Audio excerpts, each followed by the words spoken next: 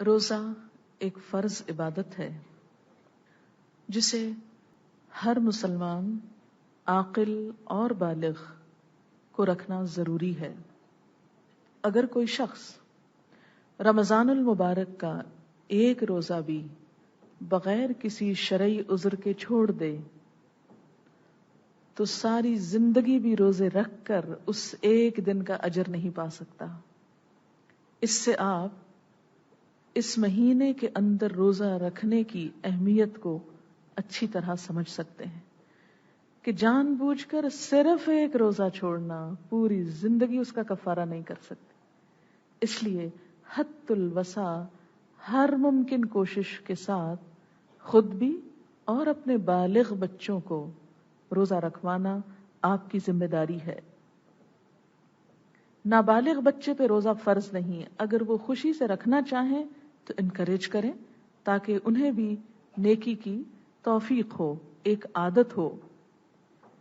پھر اسی طرح مریض اگر روزہ رکھنے میں تکلیف محسوس کرے تو روزہ نہ رکھے، لیکن اگر چھوٹے موٹے مرض کے ساتھ روزہ رکھ لے تو زیادہ بہتر ہے۔ مثلا زکام وغیرہ، زکام کا تو علاج ہی فاقہ ہے۔ اگر انسان اپنے سٹمک کو تھوڑا سا روزہ رکھوائے تو زکام میں فائدہ ہو سکتا ہے۔ اسی طرح پیٹ خراب ہے یا قے آ رہی ہے یا کچھ، تو اگر بہت ڈی ہائیڈریشن نہ ہو چکی ہو تو اس میں روزہ رکھ لینا اپسٹ سٹمک کے لیے زیادہ مفید چیز ہے۔ بلکہ آج کل سائنٹیفکلی یہ پروو کیا گیا ہے کہ ہر ہفتے میں ایک دن ضرور فاقہ کرنا چاہیے تاکہ انسان زیادہ صحت مند زندگی گزار سکے۔ مگر اللہ تعالیٰ نے ہم کو صرف فاقہ نہیں کرایا ہماری جسمانی صحت کے لیے، بلکہ اس کا ثواب بھی ہم کو عطا فرمایا۔ یہ اس کی خاص رحمت ہے، ورنہ وہ ہمیں ویسے ہی کہہ دیتا کہ لوگوں ایک دن فاقہ، جیسے بہت سے اور ممالک میں جو لوگ بہت ہیلتھ کانشیس ہو گئے ہیں تو وہ جو لوگوں کے لیے ریکمینڈ کرتے ہیں کہ یہ اور یہ احتیاطی تدابیر اچھی صحت کے لیے ضروری ہیں، اس میں فاقہ بھی ہے لیکن ثواب اس پر کچھ نہیں، صرف دنیا کا فائدہ ہے، جبکہ ہمارے روزے میں دنیا کا فائدہ بھی ہے اور آخرت کا فائدہ بھی ہے۔ پھر اسی طرح جو عورتیں حمل سے ہوں، پریگننٹ ہوں، یا ان کی گود میں دودھ پیتا بچہ ہو اور وہ روزہ رکھنے میں تکلیف محسوس کریں، یا بچے کے لیے انہیں اندیشہ ہو کہ اسے غذائیت کم ہو جائے گی، تو ایسی صورت میں انہیں روزہ چھوڑنے کی اجازت دی گئی ہے۔ لیکن اگر وہ سمجھیں کہ وہ جسمانی طور پر فٹ ہیں، روزہ رکھ سکتی ہیں، تو روزہ رکھنے میں حرج نہیں۔ صرف حاملہ ہونا یا دودھ پلانے والی ہونا کافی نہیں کہ انسان فوراً ہی روزہ چھوڑ دے، لیکن بعد میں ان خواتین کو بھی چھوڑے ہوئے روزوں کی قضا رکھنی ہوگی، تو اس لیے بھی بہتر ہے کہ انہی دنوں میں رکھ لے تھوڑی بہت تکلیف کے ساتھ۔ پھر اسی طرح عورتوں کو حیض اور نفاس کے ایام میں روزے رکھنا منع ہے، یعنی منتھلی جس کیفیت میں نماز نہیں پڑھی جاتی اس میں روزہ بھی نہیں رکھا جاتا۔ اسی طرح بچے کی پیدائش کے بعد جب تک عورت پاک نہیں ہوتی اس وقت تک وہ نفاس کی حالت ہے، اس میں بھی روزہ نہیں رکھنا چاہیے۔ زیادہ سے زیادہ مدت 40 دن ہے نفاس کی، لیکن اگر کوئی عورت ایک ہفتے کے بعد پاک ہو گئی ہے تو وہ بلا وجہ 40 دن کا انتظار نہیں کرے گی، جیسے ہمارے ہاں 6 یا 40 دن کے ایک مدت پوری کی جاتی ہے اور اس دوران عورت خاص طور پر بیمار بنی رہتی ہے، تو وہ کوئی بیماری کی کیفیت نہیں ہے۔ جب بھی وہ اس کیفیت سے پاک ہو وہ نہائے اور روزہ رکھ لے اور نماز بھی شروع کر دے۔ پھر اسی طرح جو لوگ روزہ رکھنے پر قادر نہ ہوں، جیسے کوئی شخص دائمی مریض ہے، ایسا مرض ہے کہ جس میں روزہ جان کا خطرہ پیدا کر دے، تو ایسے لوگوں کو روزہ بھی نہیں رکھنا اور اس کی قضا بھی نہیں رکھنا، اس کی بجائے وہ فدیہ دے دیں۔ یا اسی طرح بہت بوڑھا انسان کہ جو اپنے بڑھاپے کی وجہ سے نہ رمضان میں رکھ سکتا ہے نہ رمضان کے بعد، تو ایسے بوڑھے والدین یا رشتہ داروں کا بھی فدیہ اگر انہیں یاد نہ ہو تو آپ ان کی طرف سے ادا کر دیجئے یا اس کا اہتمام کیجئے۔ اور اس کا فدیہ کیا ہے؟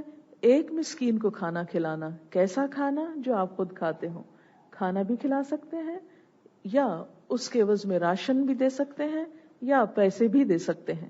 اب اس کا اندازہ آپ کیا کریں گے؟ مثلا ایک دن جب آپ کھانے پر بیٹھیں تو اپنے ایک کھانے کا اندازہ کر لیں، یہ 20 روپے کا ہے یا 30 کا ہے یا 40 کا ہے، اور اسے 30 ڈیز سے ملٹیپلائی کر کے 500 بنے یا 600، یہ میں صرف اندازے سے بتا رہی ہوں، یا 1000، جو بھی آپ کھاتے ہیں وہ آپ ایک اندازے سے دے سکتے ہیں.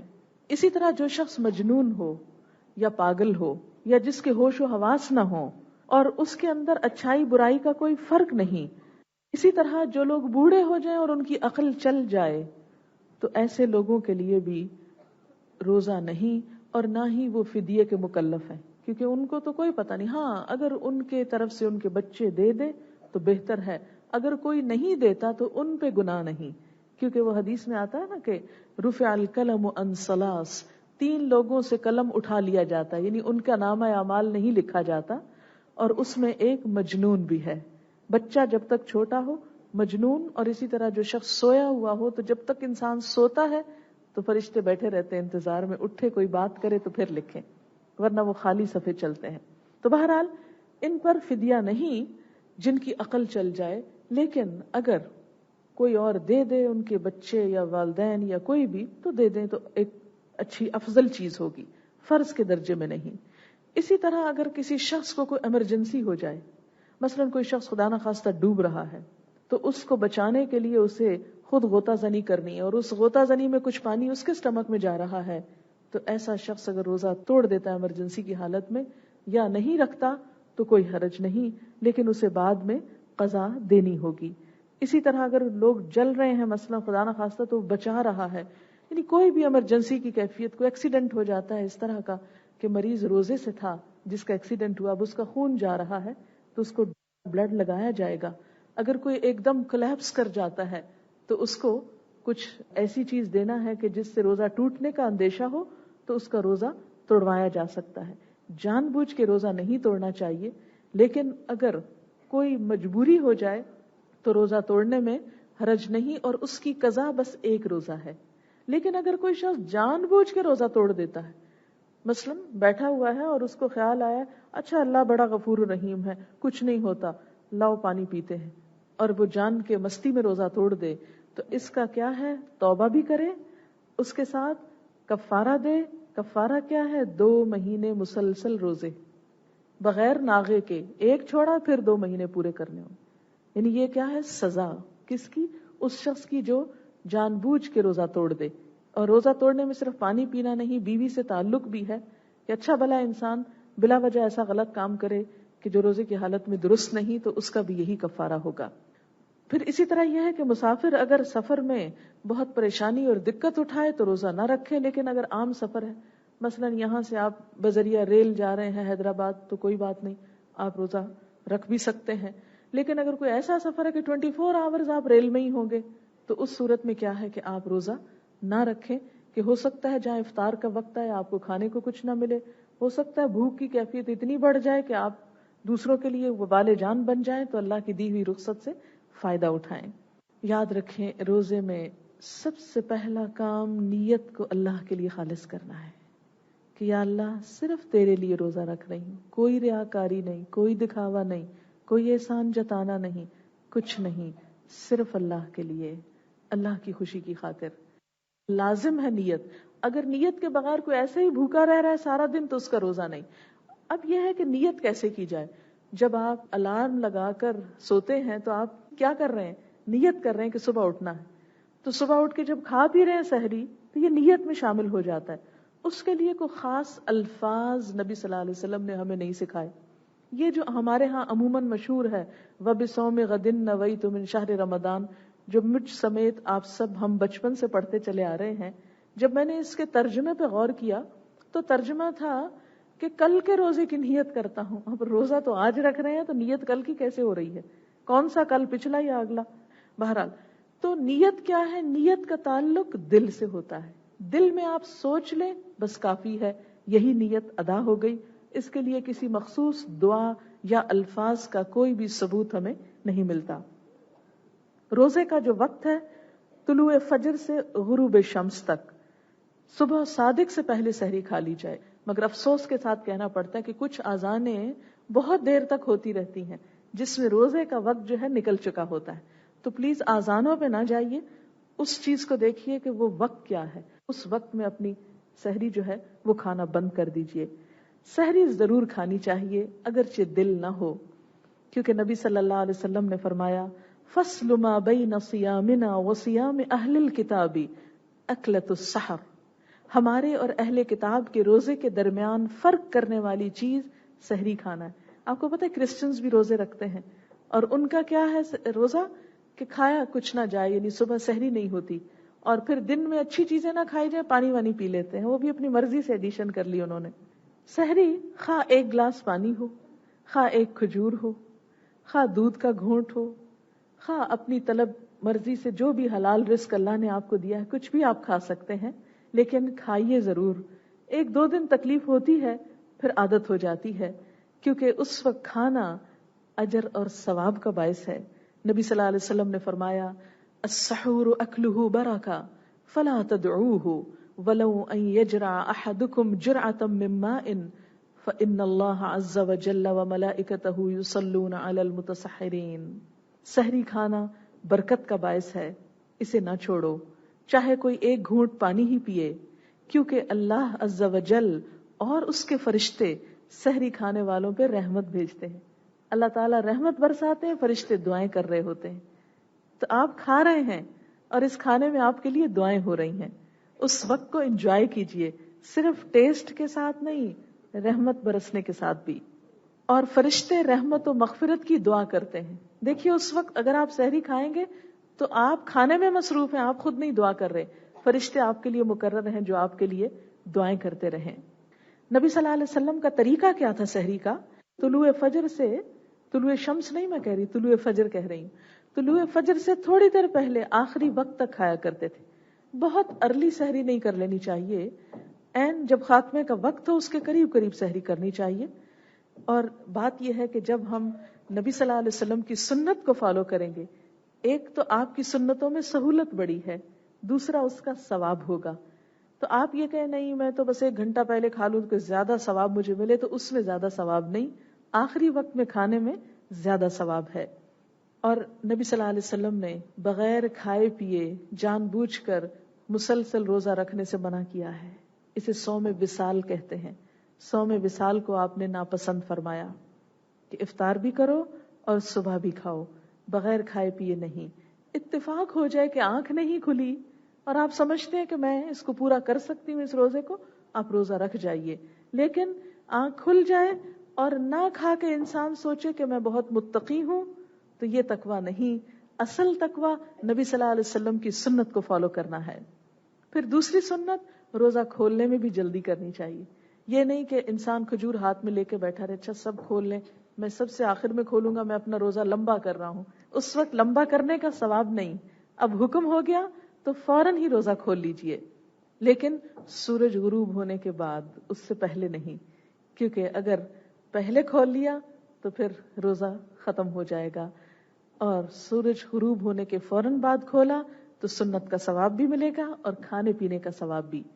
نبی صلی اللہ علیہ وسلم نے فرمایا لوگ اس وقت تک ہمیشہ بھلائی میں رہیں گے جب تک روزہ کھولنے میں جلدی کریں گے، یعنی وقت پہ روزہ کھولیں گے. پھر یہ کہ روزہ کس چیز سے کھولا جائے، یہ سب باتیں میں اس لیے تازہ کر رہی ہوں تاکہ آپ شعوری طور پہ ان کے ساتھ چلیں اور سنت سمجھ کر ان کو اپنائیں.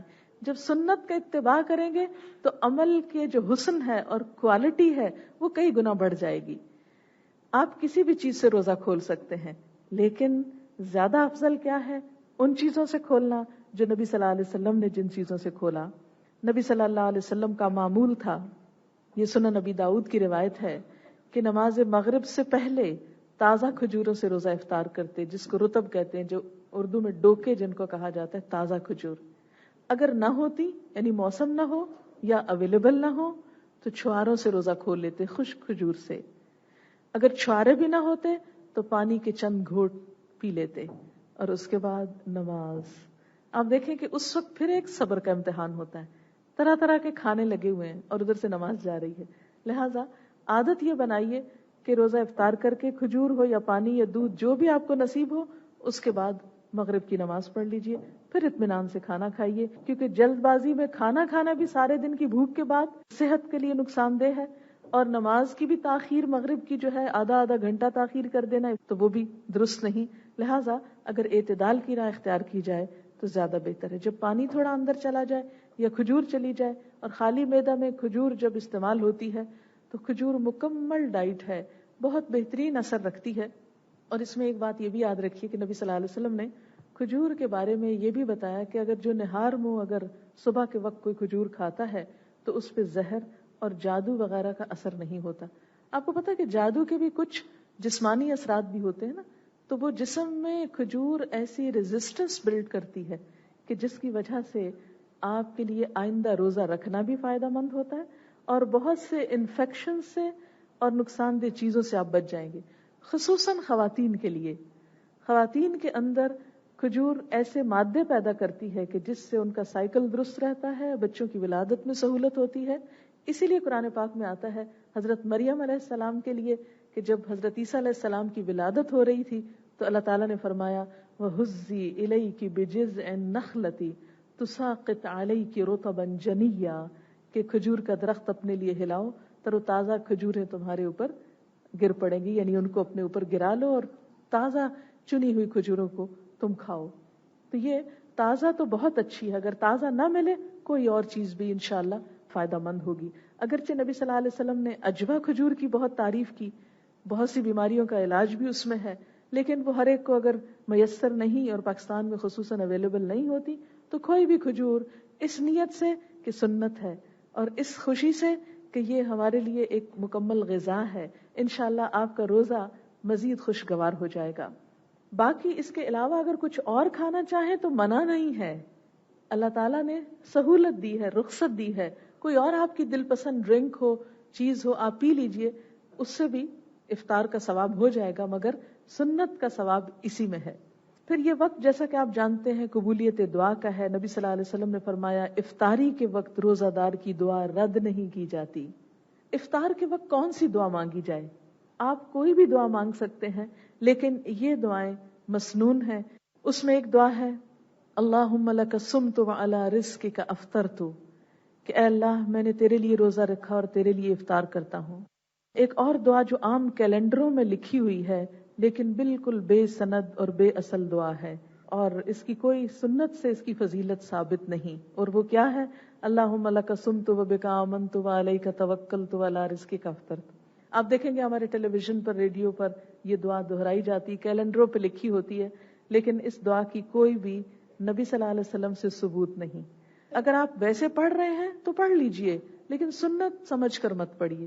سنت سمجھ کر جو دعا پڑھیے وہ سنن نبی داؤد کی ہے ذهب الظمأ وابتلت العروق وثبت الاجر انشاء اللہ. پیاس دور ہو گئی، رگیں تر ہو گئیں، اور اگر اللہ نے چاہا تو اجر ثابت ہو گیا. یہ دعا نبی صلی اللہ علیہ وسلم پڑھا کرتے تھے. پھر روزہ خود کھولنے کے ساتھ روزہ کھلوانے کا بھی ثواب ہے. یاد رکھیے کہ جب انسان کسی کا روزہ کھلواتا ہے تو اس چیز کو بھی بہت پسندیدہ عبادت شمار کیا گیا ہے. نبی صلی اللہ علیہ وسلم نے فرمایا من فطر صائما او جہز غازیا فلہ مثل اجرہ، جس نے کسی روزے دار کا روزہ کھلوایا یا کسی غازی کو تیار کیا تو اس کے لیے بھی اس کے برابر اجر ہے. یعنی روزہ کھلوانے کا ثواب کتنا ہے؟ اتنا ہی ثواب آپ کو جتنا اس روزہ رکھنے والے کو. گویا اگر آپ نے خود ایک روزہ رکھا اور 10 لوگوں کا کھلوایا تو آپ کے کل کتنے روزوں کا ثواب ہو گیا؟ 11 روزوں کا ثواب ہو گیا. اچھا، صحابہ کرام میں سے کسی نے کہا کہ یا رسول اللہ صلی اللہ علیہ وسلم، ہم میں سے تو ہر ایک کے پاس اتنا نہیں کہ ہم میں ہر شخص دوسرے کا روزہ کھلوا سکے. آپ نے فرمایا یہ ثواب اس کو بھی ملے گا جو ایک گھونٹ پانی یا دودھ یا کھجور کے ساتھ بھی کسی کا روزہ کھلوا دیتا ہے. یعنی اگر بڑی بڑی دعوتیں نہیں کر سکتے تو چھوٹی نیکی سے بھی کوئی محروم نہ رہے، صرف کھجور بھی کسی کو دے دیتے. بلکہ میں تو اپنے گھر میں یوں کیا کرتی تھی کہ خود جو کھجور اٹھانے کی بجائے پلیٹ سے سب کو آفر کر دیتی تھی کہ آپ سب لیجیے، بچوں کو، اپنے ہی گھر والوں کو. تو اب اپنے ہی گھر والے کھول رہے ہیں اور اس نیت سے کھلوا رہی ہوں کہ میرے ہاتھ سے یہ لے کے کھولیں گے تو کیا ہوگا؟ مجھے اجر ملے گا. اچھا، اس میں آپ دیکھیں کہ اس سے محبت بھی بڑھتی، ایثار اور قربانی بھی بڑھتی. اگر آپ ایک دن خود کریں، ایک دن بچوں سے کہیں آج فلاں سب کا روزہ کھلوائے گا، آج بیٹا کھلوائے گا، آج بیٹی کھلوائے گی. تو اس طرح ان کو آپ ایجوکیٹ بھی کر رہے ہیں، انہیں بھی ثواب کمانے کا موقع دے رہے ہیں اور ایثار بھی. ورنہ عموماً کیا ہوتا ہے، ہر ایک اس تلاش میں ہوتا ہے کہ جلدی سے میں کھا لوں.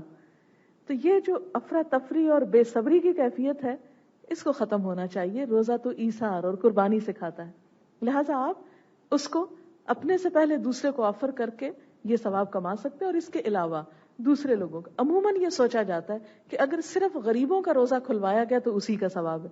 یہ آپ اپنے والدین کا کھلوا دیں، اپنے بچوں کا، اپنے شوہر کا، اپنے رشتہ داروں کا، اپنے دوستوں کا، کسی بھی انسان کا، کوئی بھی ہو، ان سب کا روزہ کھلوانا آپ کے لیے اجر و ثواب کا سبب ہے.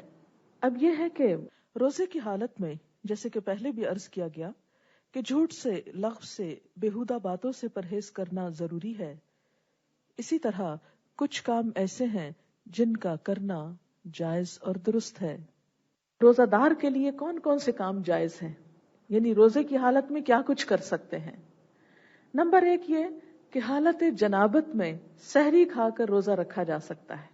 یعنی اگر کوئی شخص اس حال میں اٹھے کہ وہ ناپاک ہے اور ادھر سے روزے کا وقت جا رہا ہے تو پہلے سحری کھا لے، پھر اس کے بعد نہا لے، اگرچہ روزہ رکھا جا چکا. کیونکہ بہت سے لوگ اس معاملے میں کنفیوژن کا شکار رہتے ہیں. بعض خواتین جیسے پیریڈز کی حالت میں نہانا چاہتی ہیں اور رات کو نہا نہیں سکی، صبح کے وقت سحری بنانے میں وقت گزر گیا، کچھ کھانے میں گزر گیا. اب یہ ہے کہ فجر کا وقت ہے تو نماز سے پہلے آپ 1 گھنٹے کے اندر 1.5 گھنٹے میں نہا کے آپ نماز پڑھ سکتی ہیں، خواہ پیریڈز کی وجہ سے ہو یا ناپاکی کسی اور وجہ سے ہو. تو اس میں سحری کھانے کے بعد، روزے کی ابتدا کے بعد آپ اطمینان سے نہا سکتی ہیں. اسی طرح مثلاً اگر آپ کو نہانا تھا، آپ سوئے رہ گئے، ایسا سوئے کہ سحری بھی گئی، نماز بھی گئی اور دن چڑھ آیا، بعض اوقات نہیں پتا چلتا، کوئی ایسی ایمرجنسی کبھی کبھار ہو سکتی ہے، اور آپ کو نہانا بھی تھا، نہانا بھی گیا. اب آپ بیٹھے ہیں 7 بجے یا 8 بجے صبح اٹھے، اب آپ سوچتے ہیں میں کیا کروں، روزہ نہ رکھوں، نماز نہ پڑھوں، نہاؤں کہ نہ نہاؤں، کیا کروں. تو آپ کیا کیجئے کہ اس وقت سحری تو نہ کیجئے، لیکن نہا لیجئے اور نماز جو قضا ہو گئی اس کو پڑھ لیجئے اور اپنا روزہ مکمل کر لیجئے. چاہے آپ کے دن کے 12 بجے آنکھ کھلی ہے تو بھی آپ اس وقت نہا کر اپنا روزہ مکمل کر سکتے ہیں، کیونکہ رات آپ جب سوئے تھے آپ نیت سے سوئے تھے کہ صبح اٹھ کر آپ روزہ رکھیں گے. پھر اسی طرح یہ ہے کہ روزہ دار مسواک کر سکتا ہے. نبی صلی اللہ علیہ وسلم نے جب فرمایا کہ اگر میری امت پر یہ بات گراں نہ ہوتی تو میں انہیں حکم دیتا کہ ہر نماز کے ساتھ مسواک کریں. اور نبی صلی اللہ علیہ وسلم کا یہ فرمان روزہ دار اور غیر روزہ دار سب کے لیے ہے. اور اس میں بھی آپ یاد رکھیے کہ مسواک کے اندر تھوڑا بہت جو کڑواہٹ ہوتی ہے یا ہلکا سا ٹیسٹ ہوتا ہے اس کی کوئی بات نہیں. اسی پر بعض علماء کہتے ہیں کہ ٹوتھ پیسٹ بھی جائز ہے، لیکن ٹوتھ پیسٹ میٹھا ہوتا ہے، اس سے بچنا چاہیے کیونکہ زبان پہ بہت سا ذائقہ آ جاتا ہے. لیکن مسواک آپ دن بھر میں کسی وقت بھی کر سکتے ہیں، اس سے روزہ مکروہ نہیں ہوتا. پھر اسی طرح یہ ہے کہ کلی بھی کر سکتے ہیں، ناک میں پانی بھی ڈال سکتے ہیں، لیکن احتیاط کہ وہ گلے سے، حلق سے سٹمک میں نہ چلا جائے. پھر اسی طرح روزہ دار جو ہے، جیسے ہسبینڈ اینڈ وائف ہیں تو وہ ایک دوسرے کو ہاتھ لگا سکتے ہیں. اگر اپنے جذبات پر کنٹرول ہو تو کس بھی کر سکتے ہیں، لیکن اس کے علاوہ باقی چیزیں جو ہیں وہ ممنوع ہیں. یہ بات میں اس لیے کھول کے کری کہ عموماً ہمارے ہاں دین کے معاملے میں اتنی شرم برتی جاتی ہے کہ ہم حلال اور حرام میں تمیز نہیں کر سکتے. ہاں، جس کو یہ اندیشہ ہو کہ وہ اس حالت میں اپنے جذبات کو کنٹرول نہ کر سکے گا تو اس صورت میں کیا ہے کہ اسے اس چیز سے بھی بچنا چاہیے. پھر اسی طرح یہ ہے کہ روزے کی حالت میں ایسا ٹیکا لگوانا جائز ہے جس کا مقصد صرف دوا اندر بھیجنا ہو، طاقت حاصل کرنا نہ ہو. مثلا ڈرپ نہیں لگوا سکتے آپ، مثلا گلوکوز نہیں لگوا سکتے، یا ایسا ٹیکا مثلا کوئی وٹامنس والا جس کے ذریعے آپ کو انرجی ملے، ایسا کوئی انجیکشن نہیں لگوایا جا سکتا. ہاں، وہ انجیکشن جیسے مثلا اگر کسی کو ڈائبٹیز ہے تو اس کا انجیکشن جو ہے وہ اس لیے نہیں ہوتا کہ وہ آپ کو طاقت فراہم کر رہا ہے، وہ ایک پریونشن ہے، ایک علاج کے طور پر ہے، اس کی اجازت ہے. اسی طرح یہ ہے کہ عام طور پر جو دھواں وغیرہ ہوتا ہے، کھانا پکاتے وقت خوشبو آ رہی ہوتی ہے، اسے انہیل کرنے میں کوئی حرج نہیں، کسی بھی چیز کو انہیل کیا جائے تو وہ لنگس تک جاتی ہے، دماغ پر جاتی ہے، لیکن وہ سٹمک میں نہیں جاتی. اس لیے انہیلر کا استعمال جو ہے اس کو علماء جائز قرار دیتے ہیں کہ جب روزہ ہو اور سانس کی اگر کسی کو تکلیف ہو تو ایسا انہیلر جو حلق سے، گلے سے سٹمک میں نہ آئے لیکن اس طرح کا ہو کہ جو لنگس تک چلا جائے دوا کے طور پر، تو وہ جائز ہے. کوئی دوا اورلی لینا جائز نہیں. سٹمک کے اندر کوئی دوا انجیکشن سے یا کھا کر اندر نہیں لے جایا جا سکتا. ہاں اگر انجیکشن لگایا گیا ہے بازو پہ یا ٹانگ وغیرہ پہ تو اس میں حرج نہیں. پھر اسی طرح یہ ہے کہ روزے کی حالت میں خون دیا جا سکتا ہے، کیونکہ روزے میں کوئی چیز اندر لے جانا سٹمک میں منع ہے، کسی رگ سے خون نکالنا منع نہیں. مثلا بعض اوقات ایسی ایمرجنسی ہوگی، کوئی شخص سخت ایمرجنسی کی کیفیت میں اور اس کا بلڈ گروپ آپ سے ملتا ہے اور آپ کہیں نہیں جی میں تو روزہ نہیں توڑ سکتا اس لیے افطاری کے وقت میں خون دوں گا، تو افطاری تک اس شخص کی دنیا سے افطاری ہو چکی ہوگی. اس لیے ایسی سختی نہ کیجیے. خون دینے میں اگر آپ سمجھیں کہ آپ کی طاقت بحال رہے گی تو آپ کسی کی جان بچانے کے لیے خون دے سکتے ہیں، کیونکہ نبی صلی اللہ علیہ وسلم نے روزے کی حالت میں سینگنی لگوائی، وہ گندا خون نکالنے کے لیے جونکیں جو لگوائی جاتی تھی وہ آپ نے روزے کی حالت میں لگوائی. تو کیا ہے کہ انہوں نے ڈنک اندر لگایا ہوگا، پھر سک کیا ہوگا، تو اسی سے خون دینے میں حرج نہیں ہے. اسی طرح آنکھوں میں سرما لگانا جو ہے اس سے بھی ممانعت نہیں ہے. اسی طرح لپسٹک جو ہے یہ باہر ہوتی ہے، اسے کھایا نہیں جاتا، صرف لگایا جاتا ہے. اگر کسی کو عادت ہے ہونٹ چاٹنے کی اور لپسٹک کھانے کی تو وہ تو نہ لگائے، لیکن محض اگر باہر لگی ہوئی ہے یا سرما یا خوشبو تو اس میں ممانعت نہیں ہے. اس کی وجہ یہ کہ روزے دار کو روزہ رکھ کر ایسا نڈھال اور مسکین نظر نہیں آنا چاہیے کہ لوگ ترس کھائیں اور ہر ایک کو اشتہار دے کہ میں روزے سے ہوں مجھ پہ ترس کھاؤ. نہیں، آپ روزے کی حالت میں اپنے آپ کو بہت ایکٹیو شو کیجئے کہ اللہ تعالیٰ تیری عبادت میں ہم تھکے نہیں.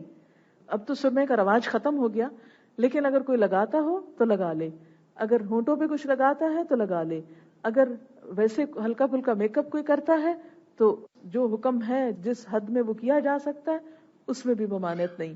لیکن کوئی ایسی دوا نہ ڈالیں آنکھ میں کہ جس سے آنکھ سے وہ چیز حلق سے سٹمک میں جائے، کیونکہ سٹمک تک کسی چیز کے جانے سے روزہ جو ہے یا حلق کے نیچے اترنے سے روزہ ختم ہو جاتا ہے. پھر اسی طرح یہ ہے کہ اگر کوئی عورت یہ سمجھتی ہے کہ اس کا شوہر کھانے میں نمک کی کمی بیشی پر بہت ہنگامہ کھڑا کر سکتا ہے تو وہ نمک چکھ کر تھوک سکتی ہے، بشرطے کہ آگے نہ لے جائے اس کو. کن چیزوں سے روزہ ٹوٹ جاتا ہے؟ جان بوجھ کر کھانے پینے سے. ہاں اگر کوئی بھول کے کھا جائے تو اس کا روزہ نہیں ٹوٹے گا. نبی صلی اللہ علیہ وسلم نے فرمایا جب کوئی بھول کر کھا پی لے تو اس کو چاہیے کہ روزہ پورا کرے، اس لیے کہ اللہ نے اس کو کھلایا اور پلایا ہے. یہ بھولنا جو تھا یہ اللہ کی طرف سے ایک مہمانی تھی اس کی، تو اس کا روزہ نہیں جائے گا. مثلا اگر آدھا تو آپ نے بھول کے کھایا اور آدھا کہیں اچھا آدھا کھا لیا تو اب آدھے کا کیا ہے، یہ بھی ختم کرتی ہوں، پلیٹ صاف کرنا سنت ہے، تو یہ سنت اس موقع پہ نہ فرمائیے. پھر اسی طرح یہ ہے کہ جان بوجھ کر قے کرنے سے روزہ ٹوٹتا ہے. جان بوجھ کے کرنا کیا؟ اندر حلق میں انگلی ڈال کے آپ کچھ نکال رہے ہیں، یہ غلط ہے. ہاں طبیعت کی خرابی سے خود قے آ گئی تو اس سے روزہ نہیں ٹوٹے گا. بعض لوگ یہ بہت کنفیوژن کرتے ہیں، قے آ گئی تو میں نے روزہ چھوڑ دیا. نہیں، خود قے آنے سے روزہ نہیں ٹوٹتا، جان کے قے نکالنے سے روزہ ٹوٹ جاتا ہے. حدیث میں آتا ہے جس کو خود قے آ گئی اس کا روزہ برقرار ہے، اس پہ قضا نہیں. اگر اس نے جان کر کی تو اسے چاہیے کہ قضا دے. پھر اسی طرح بیوی کے ساتھ تعلقات قائم کرنے سے جسمانی فزیکل ریلیشن جو ہے اس سے روزہ ٹوٹ جائے گا. اس کی قضا کے ساتھ کفارہ بھی دینا ہوگا، اور وہ کفارہ ایک گردن غلام آزاد کرنا ہے، یا متواتر 2 مہینے کے روزے رکھنا ہے، یا پھر 60 مسکینوں کو کھانا کھلانا ہے. لیکن یہ ترتیب کیا؟ پہلے غلام، اگر نہیں تو روزے رکھو، نہیں رکھنے کی ہمت، بوڑھے ہو یا بیمار رہو تو پھر 60 مسکینوں کو کھانا کھلا دو. پھر اسی طرح یہ ہے کہ حیض اور نفاس کی حالت میں روزہ ٹوٹ جاتا ہے. مثلا ایک عورت کا روزہ تھا، دوپہر میں بچے کی ولادت ہو گئی، اب روزہ نہیں ہوگا. اب وہ کھا بھی سکتی ہے، پی بھی سکتی ہے، دوا بھی کھا سکتی ہے. کیونکہ بہت سے لوگوں کو میں نے یہ کہتے سنا اگر 12 بجے کے بعد روزہ جائے تو روزہ ہو جاتا ہے. یہ بالکل بے بنیاد بات ہے. یاد رکھیں کہ اگر 5 منٹ پہلے بھی روزہ چلا جائے تو روزہ چلا جاتا ہے، ثواب مل جائے گا لیکن قضا رکھنا ہوگا. یہ عام طور پر خواتین کے ساتھ مسئلہ. اسی طرح اگر 10 بجے تک مینسز ہو رہے ہیں تو آپ کا روزہ نہیں ہے. اسی طرح بعض لوگ اگر دوپہر کو مثلا ظہر کے وقت روزہ ختم ہو گیا پیریڈز کی وجہ سے تو وہ کھاتے پیتے کچھ نہیں، ہمارا روزہ ہم پورا کر رہے ہیں. کوئی روزہ نہیں ہے. اب کھائیں اور پئیں. جب روزہ نہیں رہا تو کس کے لیے پرہیز ہو رہا ہے؟ یہ دین میں بلا وجہ کا ایک اضافہ ہے. تو اب کیا ہے اس میں، چونکہ آپ نے جان بوجھ کے نہیں توڑا، اللہ کی طرف سے ایسا ہو گیا، اس کی بس صرف قضا دینا لازم ہے. حائضہ عورت نماز کی قضا نہیں دے گی لیکن روزے کی قضا اس پر بھی لازم ہے.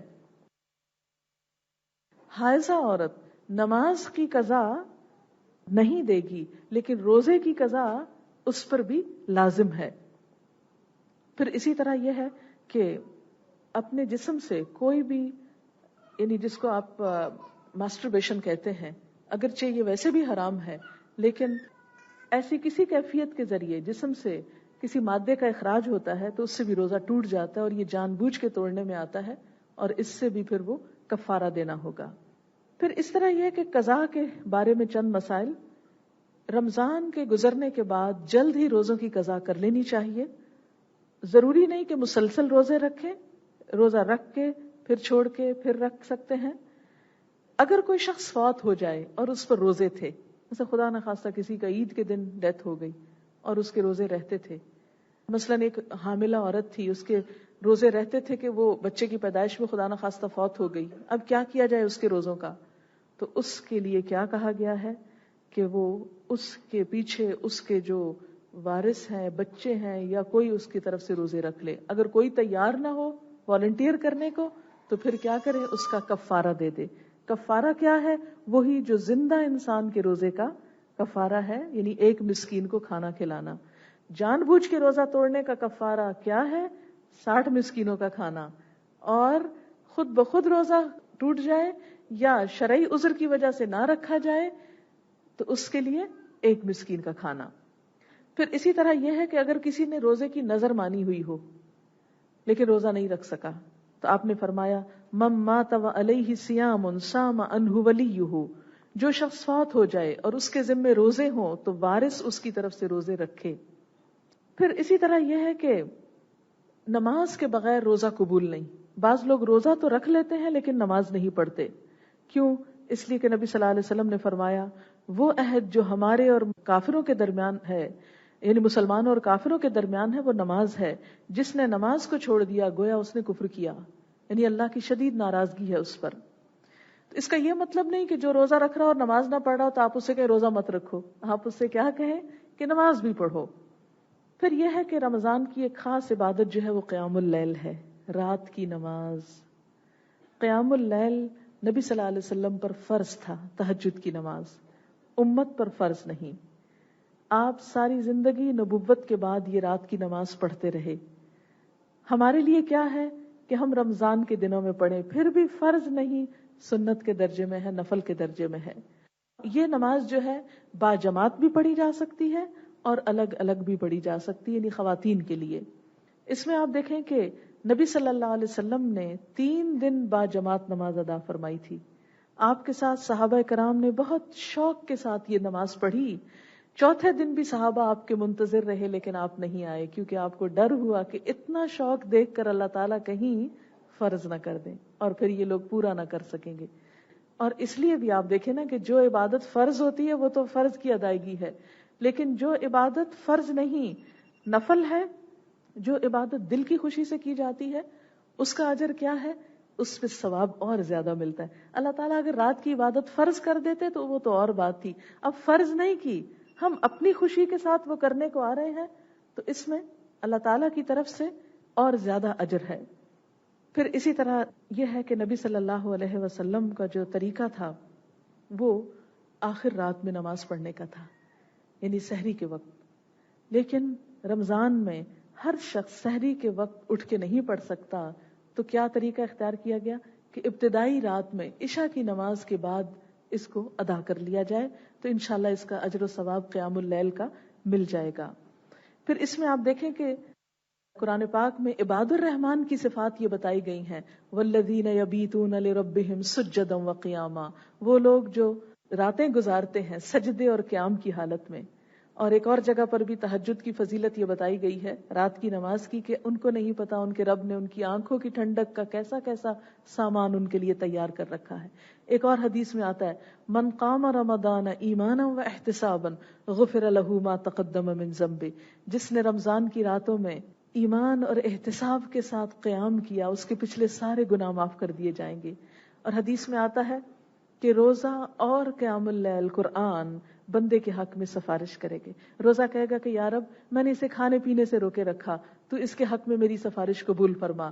قرآن کہے گا یا رب میں نے اسے رات سونے سے روکے رکھا، تو اس کے حق میں میری سفارش قبول فرما، کہ یہ نماز میں رات کو پڑھتا تھا. تو اس سے پتہ چلتا ہے کہ رات میں تراویح میں قرآن سننا جو ہے وہ بھی خاص طور پر انسان کی شفاعت کا سبب بنے گا، تو اس کا اہتمام کیا جانا چاہیے.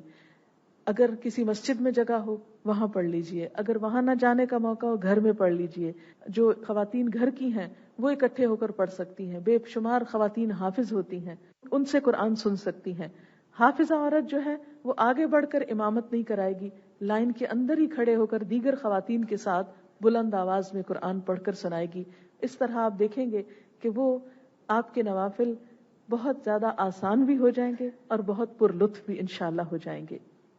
پھر اسی طرح یہ ہے کہ چند کام اور بھی ہمیں رمضان میں کرنے ہیں جن کی طرف توجہ دلانا مقصود ہے. یاد رکھیں کہ اس مہینے میں ایک رات ایسی آتی ہے جو 1000 مہینوں سے بہتر ہے، یعنی آخری عشرے کی راتیں، ان میں قیام کرنا، عبادت کرنا، شب بیداری کرنا بہت فضیلت کا سبب ہے. رمضان کی ہر رات کو اللہ تعالیٰ اپنے بندوں کو جہنم سے آزادی عطا فرماتا ہے. اس لیے ان راتوں میں اللہ سے دعا کیجیے، سوتے میں بھی آنکھ کھل جائے تو فوراً دعا کیجیے یا اللہ تو میری جان کو بھی جہنم سے آزاد کر. کیونکہ حدیث میں آتا ہے نبی صلی اللہ علیہ وسلم خطبہ دینے کے لیے ممبر پہ تشریف لے جا رہے تھے، پہلی سیڑھی پہ قدم رکھا تو فرمایا آمین، دوسری پہ قدم رکھا تو فرمایا آمین، تیسری پہ قدم رکھا تو فرمایا آمین. صحابہ کرام نے عرض کیا یا رسول اللہ صلی اللہ علیہ وسلم ہم نے کسی کو دعا مانگتے تو نہیں دیکھا، تو یہ آپ نے آمین کیوں فرمایا؟ تو آپ نے فرمایا جب میں پہلی سیڑھی پہ قدم رکھ رہا تھا تو جبریل نے آ کر ایک دعا مانگی تو میں نے آمین کہی، دوسری اور تیسری پر. ان دعاؤں میں سے ایک دعا یہ کہ جو شخص رمضان کے روزے پائے اور پھر اپنے گناہوں کی بخشش نہ کروا سکے تو اس پر اللہ کی لعنت، فرشتوں کی لعنت اور تمام مخلوق کی لعنت، یعنی وہ ہلاک ہوا، ہر رحمت سے محروم ہوا. اس لیے شعوری کوشش کے ساتھ اللہ تعالیٰ سے خاص دعائیں کر کے اپنی جان کو جہنم سے آزاد کروانا ہے. پھر آپ دیکھیں اس میں جنت کے دروازے کھول دیے جاتے ہیں، جہنم کے دروازے بند کر دیے جاتے ہیں، سرکش شیاطین کو جکڑ دیا جاتا ہے. اللہ تعالیٰ جنت کو روزانہ سنوارتے ہیں. ہم جیسے روز اپنے گھروں کو خوبصورت بناتے ہیں، رمضان کے راتوں میں ہر روز اللہ تعالیٰ جنت کو مزید خوبصورت بناتے ہیں.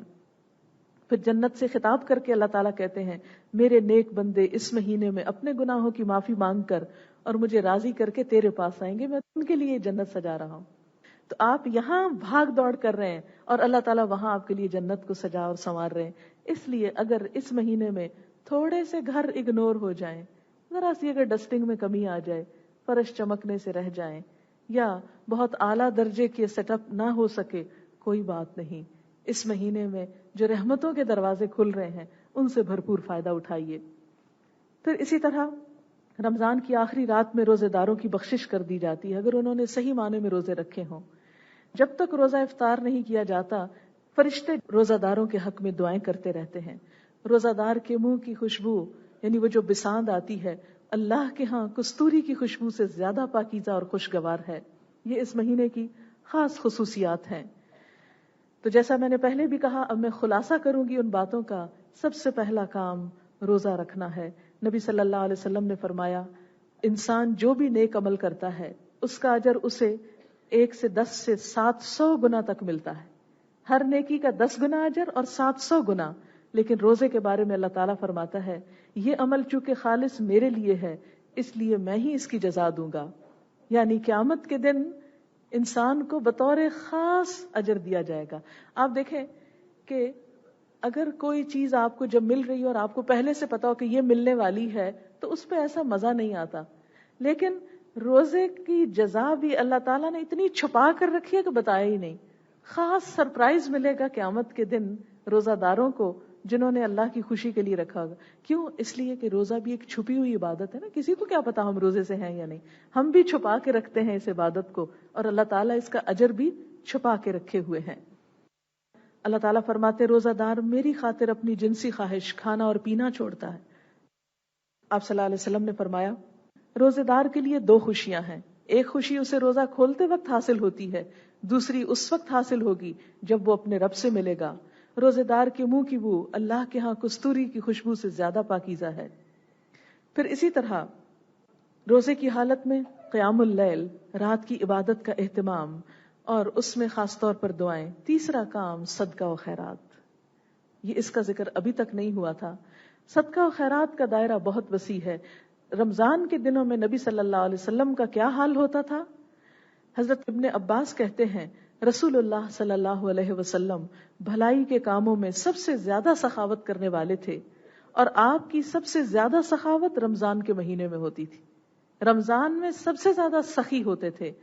اسی مہینے میں آپ سے جبریل جب ملتے تو آپ کی سخاوت اتنی زیادہ اور اس طرح ہوتی جیسے تیز ہوا ہوتی ہے, بلکہ اس سے بھی زیادہ. آپ دیکھیں کہ تیز ہوا چلتی ہے نا, ہر کونے خدرے میں پہنچ جاتی. تو اتنی سخاوت کہ ہر ایک کو فائدہ پہنچے, امیر غریب رشتہ دار دوست احباب سب کو کچھ نہ کچھ عطا ہو. اور یاد رکھیں کہ روزے کی حالت میں جب صدقہ ہوتا ہے تو جو نفل ہم ادا کرتے ہیں وہ فرض کا اجر پاتا ہے, اور جو فرض ادا کرتے ہیں وہ 70 فرض کے برابر ہوتا ہے. اس لیے اگر انسان اپنی زکوٰۃ یا کوئی بھی صدقات نکالتا ہے اس مہینے میں تو اس کا اجر کئی گنا زیادہ ہے. اس کے علاوہ روزہ افطار کرانے پر جو آپ خرچ کریں گے اس کا بھی اجر کئی گنا ہے. پھر اسی طرح نیکی کے کام میں مثلا آپ اپنے گھر سے یہاں تک آ رہے ہیں, گاڑی کا جو پیٹرول لگا رہے ہیں, یا آپ کسی کو بٹھا کے لا رہے ہیں, یا آپ کسی کا کرایہ دے رہے ہیں, یا آپ کسی کو کوئی پڑھنے کی چیز, سننے کی کیسٹ, کوئی بھی چیز آپ خرید کر دے رہے ہیں, تو اس میں کیا ہوگا کہ اس کا بھی آپ کو اجر و ثواب ملے گا, اور یہ عام دنوں کی نسبت کئی گنا رمضان میں زیادہ ہو جائے گا. اسی طرح فقراء, یتیموں, مسکینوں, ضرورت مندوں کو بھی نہیں بھولنا چاہیے. اور اسی لیے ہم سمجھتے ہیں کہ اللہ تعالیٰ نے جو کفارہ رکھا 60 مسکینوں کو کھانا کھلانا, یہ اسی لیے ہے. اور ویسے بھی روزے میں جب انسان خود بھوکا ہوتا ہے تو انسان سوچتا ہے کہ ہائے جو بھوکے ہیں وہ کیسے گزارا کرتے ہوں گے, تو ان کا خیال آتا ہے. اس خیال کو جانے نہ دیجیے, اس لیے غریبوں کے کھانے پینے اور ان کی ضرورت کا بھی خاص اہتمام کیجیے. پھر اسی طرح آپ دیکھتے ہیں کہ کثرت تلاوت, قرآن پاک کی تلاوت. پہلا روزہ رکھنا, دوسرا قیام اللیل, تیسرا صدقہ و خیرات, چوتھا قرآن سے شغف. کوشش کیجیے کہ صبح سحری کے وقت کچھ نہ کچھ بلند آواز میں قرآن کی تلاوت ہو. بلند آواز میں جب آپ کی زبان بول رہی ہے اور کان سن رہے ہیں اور دل محسوس کر رہے ہوں, اس کی تلاوت آپ کے دلوں کو خاص طور پہ نرم کرے گی. اچھا تو ہے کہ ایک پارہ پڑھ لیں تاکہ پورے رمضان میں ختم ہو جائے, لیکن اگر نہ کر سکیں تو جتنا میسر آئے, کیونکہ قرآن پاک پڑھنے کی کوئی لمٹ نہیں. ہاں یہ کہا جاتا ہے کہ کم سے کم 3 دن میں پڑھنا چاہیے, لیکن وہ لوگ جو بہت قرآن کو سمجھنے والے ہیں وہ 3 سے بھی کم میں اگر پڑھ لیں تو کوئی گناہ کی بات نہیں. لیکن جو پڑھیں کوشش کریں کہ وہ دل پر بھی اترے, صرف زبان کی ایکسرسائز نہ ہو. ہر حرف پڑھنے کا 10 گنا اجر ہے, سمجھ کے پڑھنے کا کئی گنا زیادہ بڑھ جائے گا. پھر اسی طرح یہ ہے کہ قرآن پڑھتے وقت دل کے اندر اللہ کی محبت ہونی چاہیے. یہ ہم علم کسی کے مقابلے کے لیے, کسی کو نیچا دکھانے کے لیے یا کسی اور نیت سے حاصل نہیں کریں گے. یہ اس لیے کہ ہمارے دل اللہ کی محبت میں اور سرشار ہو جائیں اور ہمارے لیے اطاعت کا راستہ آسان ہو جائے. کچھ لوگ قرآن پڑھنے میں ڈرتے ہیں, وہ کہتے ہیں ہائے اگر پڑھ لیا تو ہمیں عمل کرنا پڑ جائے گا, اور وہ نہیں ہم سے ہوتا, اس لیے بہتر ہے نہ پڑھو. بات یہ کہ بالکل یہ ایسے ہی ایک طالب علم کی بات ہے کہ جیسے ایک طالب علم کسی اسکول میں داخلہ نہ لے کہ اگر میں نے داخلہ لے لیا تو پڑھنا پڑے گا, اور پڑھ میں سکتا نہیں اس لیے میں جاہل ہی بھلا. کیا ہم دنیا کے معاملے میں یہ کرتے ہیں؟ آپ اپنے بچوں کو گھر بٹھائے ہوئے کہ ہائے بیچاروں کی شامت آ جائے گی, اسکول میں پڑھیں گے, ہوم ورک کریں گے, اتنی فیسیں دیں گے, گاڑیوں میں اتنی دور دور تک جائیں گے, تھکیں گے, بھوکے ہوں گے, پیاسے ہوں گے, کتنا ظلم ڈھا رہے ہیں. بٹھاؤ ان کو گھر میں, کیوں ان کو مشقت میں ڈالا ہے؟ اور بیچارے پڑھ لیں گے, جتنا پڑھیں گے اتنا ہی ان کو کام زیادہ کرنا پڑے گا, کیونکہ جتنی زیادہ پڑھائی ہوتی ہے ویسے کو پی ایچ ڈی کر رہا ہے تو اتنا ہی ذہنی کام پھر بعد میں اور کرنا پڑے گا. کیا ضرورت ہے تھکنے کی؟ بہتر ہے جاہل ہی رہیں. اچھا ہے، آرام تو کریں گے زندگی میں. تو کیا جاہل رہنے سے آرام ہو سکتا ہے؟ کبھی نہیں ہو سکتا. یاد رکھیے، قرآن سے جہالت جنت کے راستے میں رکاوٹ ہو سکتی ہے. قرآن سے لا علمی اللہ کی رضا سے اور اللہ کے قرب سے دوری ہو سکتی ہے. یہ قرآن آپ کی مدد کے لیے آیا ہے کہ آپ اللہ کے قریب آسانی سے ہو جائیں. یہ قرآن آپ کو اللہ کی رضا حاصل کرنے میں مدد دے گا. اس لیے ڈرتے ہوئے نہ پڑھیے، شوق سے پڑھیے. آپ دیکھیں گے کہ جب آپ سنتے جائیں گے اور پڑھتے جائیں گے تو وہ کام بھی کرنے کی قوت ملے گی جو آپ اب تک نہ کر سکے. آپ کے اندر اتنا جذبہ بھر جائے گا. کہتے ہیں جب جو چیز بہت زیادہ اندر آ جاتی ہے وہ پھٹ پڑتی ہے. پھر تو جو بہت اللہ کی محبت اندر آتی ہے سارے بیریئر ہٹنے لگتے ہیں اور انسان سوچتا ہے کیوں اب تک میں اللہ کی خوشی کے لیے یہ نہ کر سکا، آج سے میں یہ کر رہی ہوں، آج سے میں یہ کریں. آپ ایک مضبوط اور ایک بہترین انسان بننے کے لیے اس قرآن کو اپنا مددگار پائیں گے. اس لیے کوئی بھی اس سے نہ ڈرے، بلکہ وہ لوگ جو آج ڈر کے مارے نہیں آئے کہ ہمیں کہیں سن کر کچھ کرنا نہ پڑے، ان کو بھی بتائیے کہ جب سن کے کریں گے تو وقت تو اچھے کام میں گزرے گا، ورنہ ویسے بھی گزر جائے. اگر ہم نہیں کریں گے، مثلا اگر آپ آج یہاں نہ آتے، کیا آپ کا یہ وقت بچ جاتا؟ یہ تو گزر جاتا. کسی بھی کام میں آپ سوچئے کہاں گزرتا. شاید اس جگہ پر آپ اتنا کچھ تازہ نہ کر سکتے اپنے دل کو جتنا آپ یہاں آ کر تھوڑی دیر میں ساری چیزیں دہرا کر ایک شعوری طور پر رمضان کے اندر داخل ہونے میں آپ کو مدد ملے گی. آپ دیکھیں گے روزے تو آپ نے ویسے بھی رکھنے تھے، لیکن انشاءاللہ اب جو روزے رکھیں گے اس میں آپ کی دل کی محبت اور نیت اور شعور اور نیکیوں کی طرف بڑھنے کی خواہش ہوگی. تو یہی آپ کا رمضان کئی گنا نیکی اور اجر و ثواب میں اضافے کا سبب بن جائے گا. تو یاد رکھیے قرآن ڈرنے کی چیز نہیں. قرآن تو آپ کا مددگار ہے، آپ کا ساتھی ہے، آپ کا دوست ہے، صرف دنیا میں نہیں قبر میں بھی. صحیح حدیث میں یہ بات آتی ہے کہ جو شخص قرآن کے ساتھ شغف رکھتا ہے مرنے کے بعد قبر کے اندر ایک خوبصورت انسان کی شکل میں انسان کا دل بہلائے گا اور اس کو مانوس کرے گا. یعنی ہم دعا مانگتے ہیں نا، اللہم آنس وحشتی فی قبری، اے اللہ میری قبر کی وحشت مجھ سے مانوس کر دے. تو وہ وحشت قبر کے اندر تنہائی نہ رہے گی، قرآن ایک دوست کی شکل میں آپ کے ساتھ ہوگا. آپ اس سے بھاگتے ہیں. قرآن پاک میں اللہ تعالیٰ خود فرماتے ہیں افبہذا الحدیث انتم مدہنون، کیا اس کتاب، اس بات، اس کلام کے ساتھ تم بے نیازی برتتے ہو؟ انشاءاللہ جہاں آئے گی وہاں میں آپ کی توجہ دلاؤں گی کہ اللہ تعالیٰ پہلے قرآن پاک کی عظیم صفات بیان کرتے ہیں، اس کی خوبی اور اس کی پھر کہتے ہیں تم اس سے منہ موڑ کے جا رہے ہیں، این تذہبون، کہاں جا رہے ہو، کیوں جا رہے ہو، اس کو چھوڑو گے. افبہذا الحدیث انتم مدہنون، اس کتاب کے ساتھ لاپرواہی برتو گے؟ نہیں، ہمیں کسی بھی قیمت پر اس وقت کو نکالنا ہے، خاص کرنا ہے. صرف اپنے لیے نہیں، اپنی بچیوں کے لیے، اپنی دوستوں کے لیے، جو لوگ نہیں پہنچے اور ڈر رہے ہیں، جھجک رہے ہیں، ان کو بھی پکڑ کے لانا ہے تاکہ ساتھ ساتھ یہ سفر ہو.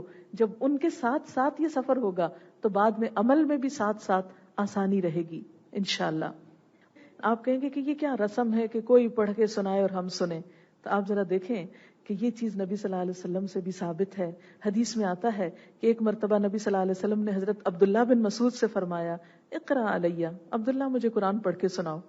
ابن مسعود نے عرض کیا اقرا علیک وعلیک انزل، میں آپ کو پڑھ کے سناؤں؟ آپ پہ تو قرآن نازل ہوا ہے. آپ نے فرمایا انی احب ان اسمعہ من غیری، مجھے اچھا لگتا ہے، میں پسند کرتا ہوں کہ اپنے علاوہ کسی اور سے سنوں. آپ سے بڑھ کر قرآن کا عالم کون ہوگا؟ لیکن آپ کو بھی پسند تھا کہ کسی سے سنو. تو خواہ آپ پہلے ترجمہ پڑھ چکے ہوں، آپ تفسیر پڑھ چکے ہوں، لیکن اس موقع کو غنیمت جانیے، سن کر لطف اٹھائیے، کیونکہ قرآن کا سننا بھی ایک عبادت ہے اور سن کر دل میں اترنا زیادہ آسان ہوتا ہے. اسی طرح ہم دیکھتے ہیں کہ نبی صلی اللہ علیہ وسلم نماز میں بھی سنا کرتے. تو دوسرا سننا آپ کا رات کے وقت ہوگا تراویح کے اندر انشاءاللہ. نبی صلی اللہ علیہ وسلم سے آتا ہے کہ ایک دفعہ جب نماز پڑھ رہے تھے اور اس آیت پر پہنچے فَكَيْفَ إِذَا جِئْنَا مِن كُلِّ أُمَّةٍ بِشَهِيدٍ وَجِئْنَا بِكَ عَلَى هَؤُلَاءِ شَهِيدًا، اس وقت کیا حال ہوگا جب ہم ہر امت میں سے گواہ حاضر کریں گے اور آپ کو ان سب پر گواہ بنا کے لائیں گے. یہ وہی آیت ہے جب حضرت ابن مسعود آپ پہ پڑھ رہے تھے. آپ صلی اللہ علیہ وسلم نے فرمایا حسبک، بس کر دو. ابن مسعود فرماتے ہیں کہ میں نے نبی صلی اللہ علیہ وسلم کی طرف دیکھا تو آپ کی دونوں آنکھوں سے آنسو جاری تھے. یعنی قرآن سن کر جو رونا آتا ہے وہ خود جب ریڈنگ کرتے ہیں نا ہم، بس صرف ریڈنگ، اس وقت وہ کیفیت نہیں آتی. پھر اسی طرح یہ ہے کہ غور و فکر کرنا اس میں، اور غور و فکر بھی ترجمہ پڑھنے سے آتا ہے. اور آپ یاد رکھیے، قرآن سن کر رونا اللہ کے مقرب بندوں کا کام ہے. اللہ کے خوف سے ڈرنا اور رونا اللہ کو بہت پسندیدہ ہے. نبی صلی اللہ علیہ وسلم نے فرمایا 7 آدمیوں کو قیامت کے دن اللہ اپنے سائے میں جگہ عطا فرمائے گا. ان میں ایک وہ شخص ہوگا جس کی آنکھوں سے تنہائی میں اللہ کے ذکر کی وجہ سے آنسو جاری ہو جائیں گے. رمضان میں عمرہ کرنا جو ہے وہ بھی بہت ثواب کا کام ہے. حدیث میں آتا ہے کہ رمضان کا عمرہ حج کے برابر ہے، یعنی اتنا اجر ہے. آپ صلی اللہ علیہ وسلم نے ایک صحابیہ خاتون سے کہا تھا کہ ہمارے ساتھ حج پہ چلو، تو انہوں نے کہا کہ ہمارے پاس سواری نہیں ہے. تو آپ نے فرمایا اچھا اگر اب نہ جا سکو تو جب رمضان آئے تو عمرہ کر لینا، کیونکہ رمضان میں عمرہ حج کے برابر. یعنی جو لوگ حج کی استطاعت نہیں رکھتے، تھوڑے پیسے ہیں، تو رمضان میں عمرہ کر لیں تو انشاءاللہ ثواب ان کا مل جائے گا. اگرچہ فرض تو حج کا فرض ہونے پر ہی ادا کرنا ہوتا ہے، اور وہ حج کے دنوں میں ہی ادا ہوتا ہے. یہ صرف ثواب کی بات ہو رہی ہے. پھر اسی طرح یہ ہے کہ جب آپ دعائیں مانگے تو آخری بات یہی کہوں گی کہ صرف دنیا کی دعائیں نہیں، آخرت کی دعائیں بھی مانگیں. آپ دیکھیں کہ ہر وقت ہمیں صرف دنیا کے مسائل یاد آتے ہیں. کہتے ہیں ہماری اولاد اچھی نہیں، ہمارا رزق تنگ ہے، ہمارے پر شوہر کی طرف سے پریشانی. سب ٹھیک ہے، یاد رکھیے آخرت کا امتحان دنیا کے امتحان سے سخت ہے. آخرت کی منزلیں دنیا کی منزلوں سے زیادہ طویل ہیں، وہ سفر بہت لمبا ہے، اس کی پریشانیاں بہت بڑی ہیں. لہذا صرف دنیا نہ مانگے بلکہ آخرت بھی مانگیں. اور یاد رکھیں اگر کوئی دعا آپ مانگ رہے ہیں تو دعا قبول ہوگی، اگرچہ آپ کو اس کا صلہ فوراً نہ ملے. آپ صلی اللہ علیہ وسلم فرمایا اللہ تعالیٰ دعا سنتا ہے، بس یہ کہ بندہ مانگنے میں جلد بازی نہ کرے اور صبر سے کام لے. قیامت کے دن جب انسان اٹھے گا تو اس کے نامہ اعمال میں کچھ نیکیاں ہوگی. انسان کہے گا کہ یا اللہ یہ تو میں نے نہیں کی، کہاں سے آ گئی؟ تو پتہ چلے گا کہ یہ تمہاری وہ دعائیں ہیں جو دنیا میں تم مانگتے تھے اور اس کا صلہ دنیا میں نہیں ملا، آج دیا جا رہا ہے. تو انسان اس وقت تمنا کرے گا اے کاش میری کوئی دعا بھی نہ سنی جاتی، تو آج ساری دعائیں مجھے اجر کی صورت میں یہاں مل جاتی. اس لیے کبھی مایوس نہ ہو. حضرت زکریا علیہ السلام بڑھاپے میں دعا مانگ رہے ہیں اولاد کی، اور کیا کہتے ہیں وَلَكُمْ أَكُمْ بِدُعَائِكَ رَبِّ شَقِيًّا، اللہ تجھ سے مانگ کے کبھی بدبخت نہیں ہوا، میں کبھی مایوس نہیں ہوا، کیونکہ مجھ کو پتا ہے اگر آج نہیں ملے گا تو کل مل جائے گا. اور یاد رکھیے دعاؤں کی کثرت سے آفات اور بلائیں ٹلتی ہیں، کہ وہ چیز نہیں ملی ایک آفت ٹل جاتی ہے. پھر دوسرے بہن بھائیوں کے حق میں ضرور دعا کیجئے. میں آپ کے لیے کروں، آپ میرے لیے کیجئے، کیونکہ غائبانہ دعا جلد قبول ہوتی ہے. نبی صلی اللہ علیہ وسلم نے فرمایا مسلمان کی اپنے مسلمان بھائی کے حق میں غائبانہ دعا قبول ہوتی ہے. اس کے سر پر ایک فرشتہ مقرر ہوتا ہے، جب بھی وہ اپنے بھائی کے لیے دعا کرتا ہے تو فرشتہ کہتا ہے آمین، اور تجھے بھی اس کی مانند مل جائے. یعنی جب انسان دوسرے کے لیے دعا کرتا ہے تو فرشتہ اس کے حق میں دعا کرتا ہے جو کسی کے لیے مانگ رہا ہے. اس لیے اس میں کبھی بخل سے کام نہ لیں اور بد دعا نہ دیں کسی کو، کیونکہ بد دعا جو ہے سن لی جاتی ہے. انسان جلد باز ہے، غم آ جاتا ہے، دکھ آتا ہے، پھر جب قبول ہو جاتی پھر خود ہی پچھتاتا ہے. تو بد دعا نہیں مانگنی چاہیے. نبی صلی اللہ علیہ وسلم نے فرمایا اپنے لیے بد دعا نہ کرو، اپنی اولاد کے لیے بد دعا نہ کرو، اپنے مال اور کاروبار کے لیے بد دعا نہ کرو. کہیں ایسا نہ ہو کہ تمہاری بد دعا ایسی گھڑی کے موافق ہو جائے جس میں اللہ تعالیٰ انسان کو وہ کچھ عطا فرما دیتا ہے جس کا وہ سوال کرتا ہے، اور یوں وہ تمہاری بد دعائیں تمہاری ہی حق میں قبول کر لی جائیں تو انسان پھر پچھتائے تو کچھ ہاتھ نہ آئے. اسی طرح یہ کہ کسی پہ ظلم و ستم بھی نہیں کرنا چاہیے، کیونکہ مظلوم کی بد دعا قبول ہو جاتی ہے. رمضان میں ایک اور آخری کام آپ نے کرنا ہے کہ اگر کسی پہ ظلم ہے، زیادتی ہے، سب سے معافی مانگ لیں. کیوں؟ اس لیے کہ اگر کوئی انسان ناراض ہے تو ان عبادتوں کو ہم کس لیے کر رہے ہیں؟ اللہ تعالیٰ بھی اس وقت تک راضی نہیں ہوتے جب تک کہ بندے راضی نہ ہوں. والدین کے حق میں کوئی غلطی، کمی، کوتاہی ہو، بہن بھائیوں، دوستوں، رشتہ داروں، ان سے معافی مانگ لیں. اور اگر کسی کا حق چھینا ہوا ہے اس کو واپس لوٹا دیں، کیونکہ نبی صلی اللہ علیہ وسلم نے فرمایا پیر اور جمعرات کے دن جنت کے دروازے کھولے جاتے ہیں. ہر اس بندے کو معاف کر دیا جاتا ہے جو اللہ کے ساتھ کسی کو شریک نہیں ٹھہراتا سوائے اس آدمی کے کہ اس کے اور اس کے بھائی کے درمیان دشمنی اور بغض ہو، اسے نہیں معاف کیا جاتا. ان کے بارے میں کہا جاتا ہے جب تک یہ باہم صلح نہ کر لیں اس وقت تک ان کی مغفرت کے معاملے کو مؤخر کر دو، پوسٹ پون کر دو. صلح کرنے تک ان کے معاملے کو مؤخر کر دو، ان کے باہم صلح کرنے تک ان کے معاملے کو مؤخر کر دو. 3 دفعہ فرمایا جاتا ہے کہ نہیں، ان کو نہیں، ان کو بعد میں، later on, result later on. کیونکہ یہ حسد، عناد. آپ دیکھیں ہم لوگوں نے اپنے ہی رشتہ داروں، اپنے ہی دوستوں، اپنے ہی گلی محلے والوں کو آپس میں ایک دوسرے سے نفرت، عداوت اور بغض کی وجہ سے دور کر رکھا ہے، دنیا کو جہنم بنا رکھا ہے اور اللہ کی مغفرت سے بھی محروم ہے. بات کیا ہے؟ کبھی کسی کو معاف کرنے کا موقع آئے تو یاد رکھیں، ہمیشہ سوچا کریں کیا میں نے کبھی کوئی غلطی نہیں کی؟ مجھ سے بھی تو غلطیاں ہوتی. الا تحبون ان یغفر اللہ لکم، تم نہیں چاہتے کہ اللہ تم کو معاف کر دے؟ اس لیے دوسروں کی غلطیوں کو بھی معاف کرنے میں دیر نہ لگائیں، خصوصاً رشتہ دار. فرمایا لا يدخل الجنۃ قاطع رحم، قطع رحمی کرنے والا جنت میں نہیں جائے گا. اس قوم پر اللہ کی رحمت نہیں آتی جن میں رشتہ دار ایک دوسرے سے تعلقات کاٹ لیں. وآخر دعوانا ان الحمد للہ رب العالمین.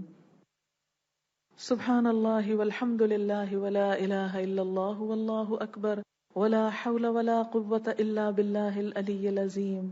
اللہم صل علی محمد وعلى آل محمد كما صلیت علی ابراہیم وعلى آل ابراہیم انک حمید مجید. اللہم بارک علی محمد وعلى آل محمد كما بارکت علی ابراہیم وعلى آل ابراہیم انک حمید مجید. ربنا آتنا فی الدنیا حسنة وفی الآخرة حسنة وقنا عذاب النار.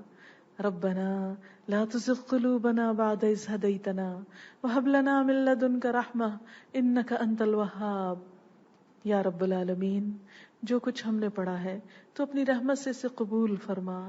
اگر ہم سے کوئی غلطی ہو گئی ہو تو معاف کر دینا، اگر بات بتانے میں کوئی کوتاہی ہو گئی ہو تو درگزر فرمانا، اور جو باتیں ہم نے تیری پسند اور تیری رضا کے لیے کی ہیں اللہ تعالی ہمیں ان پر عمل کرنے والا بنانا. یا اللہ تمہیں اس مجلس کی برکت سے، اس کی سعادت سے محروم نہ رکھنا. ہم تیرے راستے پر جو گھر سے نکلے ہیں تو ہماری نیت کو صرف اپنے لیے خالص کر لینا، ہمارے ہر کام کو آخرت کا ذخیرہ بنا دینا، ہماری گناہوں کی بخشش کا سبب بنا دینا، اور تو ہم سے راضی ہو جانا. اللہ ہمیں اس راستے پر استقامت عطا فرما. یا اللہ جو راستہ ہم نے تیری رضا کے لیے، تیرے دین کی تعلیم کے لیے چنا ہے، سیکھنے اور سکھانے کے لیے، اللہ تو اس راستے کو ہمارے لیے آسان کر دے. یا اللہ تو ہمیں ہماری ہر برائی اور ہر برے عیب سے ہمیں نجات عطا فرما. ہماری اولادوں کو ہماری آنکھوں کی ٹھنڈک بنا، ہمارے بچوں کو، ہمارے شوہروں کو ہمارے اس کام میں ہمارا مددگار بنا. یا اللہ تو ہماری ساری مشکلات کو آسان کر دے، سب بیماروں کو صحت دے، سب دکھی لوگوں کے دکھ دور فرما. اس قرآن اور اس رمضان کو سب کی آنکھوں کی ٹھنڈک بنا، اور ہمارے سینوں کو کھول دے، اپنے دین کا پیغام سمجھنے کی توفیق دے، ان راستوں کو آسان کر دے، ہمارا ایک ایک قدم فی سبیل اللہ کر دے، اور ہماری اس کوشش کو قبولیت کا درجہ عطا فرما دے. ربنا تقبل منا انک انت السمیع العلیم وتب علینا انک انت التواب الرحیم. وصلی اللہ تعالی علی خیر خلقہ محمد وعلی آلہ واصحابہ واہل بیتہ اجمعین برحمتک یا ارحم الراحمین. الہی آمین. سبحانک اللہم وبحمدک نشہد ان لا الہ الا انت نستغفرک ونتوب الیک. والسلام علیکم ورحمۃ اللہ وبرکاتہ.